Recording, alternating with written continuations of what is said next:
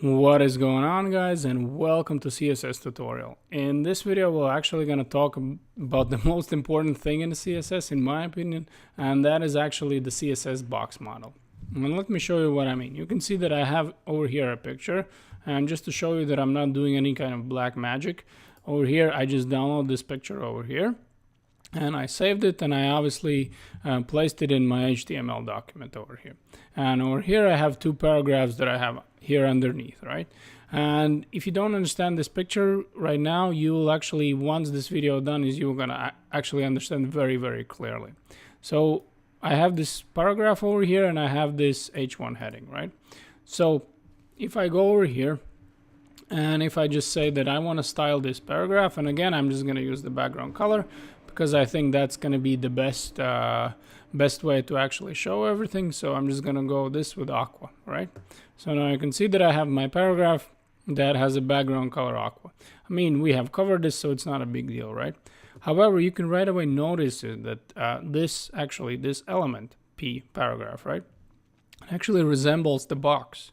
You can see how when I actually add a background color over here on a background, you can see how it resembles the box. And now we can see that, let's say that this is the content, right? So this is the text. So we can actually affect the padding over here. We can affect the border, and we can affect the margin. So let's one by one go through all these things so you can see how by changing the padding, border, and margin, how the appearance of the element changes. But the main point of box element, that all the elements are created like with the box, and we can affect these three properties over here, and by doing that we can actually change our appearance a lot on our elements. So I'm just going to get rid of the sidebar over there, and let's just start styling our paragraph over here. So the first thing what we would have is the padding, and you can see the padding is basically distance between this text over here and the border. So let's say I would write over here padding. And one thing we need to remember, that there's actually, you can see that this is a box, so obviously there's four sides. So what we can always do is we can actually one by one affect four sides. So let's say first I'm going to write padding bottom, and I'm just going to say that padding bottom, let's say I would want like 20 pixels, right? So you can see right away how my padding is here created by 20 pixels. Then the next in line is, let's say I'm just going to again write something like padding top, right? So again I'm just gonna write 20 pixels, and again you can see how my padding right away on the top changed too. So the next, obviously, we can write padding left, and again I'm just gonna write 40 pixels over here. And the last thing that I would want is padding right. So we go over here, and again we can create something like, I don't know, like out of 50, right? We're just not gonna see this because right now this text, you can see that there's already big distance anyway, so it's not gonna affect anything right now. Now let's say that you wanted all of them to be the same, right? So you decided I want my text to have 20 pixels or around. So you don't need to write them one by one. Only thing is you can do over here is you can just write padding and then just write 20 pixels, and you can see that right away all the padding all around is actually 20 pixels. Now let's say that if you wanted to change one specific one, let's say that padding left, you would want it different, right? So what you can do is you can actually write it in a clockwise style, and what it means is that we're going to add four values, and if you think about a box, we're basically going to be changing them clockwise. So let's say I would add 20 pixels over here and then 0, and what it means is that I'm adding 20 pixels over here on top, 0 on the right side, and let's say I'm just gonna add 50 over here, and this is gonna be the bottom. So you can see the difference, that I'm going here first with the top over here, and then it's gonna be left, which is 0, and then the bottom is 50, and let's say that over here I'm just gonna create something like 40 pixels over here. So I create that, and you can see how I did it the clockwise way. So if you want to do it this way, you can also do it this way. I mean, there's no really the most popular. You can choose it just by, I don't know, creating one like this. I mean, that works also. And that's a lot of times used because it's obviously much more easier that way. Now the next thing, again, we can just start styling a border over here. So you can see over here border. So let's start border, and that's going to be pretty much the same way, because what we're going to go right over here border, but I'm not going to write border left, border right. We're just going to go right away to the fact where we're affecting all four sides. But just remember that if you want, you can actually affect all four sides. So the first thing that I would want to do is actually I would want a border to be let's say border style. So I would write over here, I would say that I want border, and I would find where is the border style. Over here is the border style, and you can see how many options I have. I have double, and I actually, if I go back, I can just change to, let's say, solid, dashed, outset. And the good thing is that brackets actually allows you to, you don't need to actually go and search for them. You can see that right away how it's creating for you. So that would be the first thing that we would need, is actually border style, right? So over here, I'm just going to write solid over here. This is probably the most popular that we have over here, a border style, and this is going to be solid. Now the next thing what we want to do is, let's say that we want to add the thickness of this border over here. So again, I would write over here border, and I would look for border width, and that's going to be the property name, is going to be border width. So, and again, you can see that I can just change the one side if I would want it to, and we can obviously change the same way with the clockwise style. However, I'm just going to go all around the border, and I'm just going to change the width all around. And you can see that you have a couple of these options, which is medium, thick, and thin. But we can also, what we can do is we can just write how many pixels. So you can see right away how I added 4 pixels over here, right? And let's say that I just want to show you that I can actually change it, border bottom width, right? So here I have 3 sides like this, but then the bottom is very thick because this is what I changed.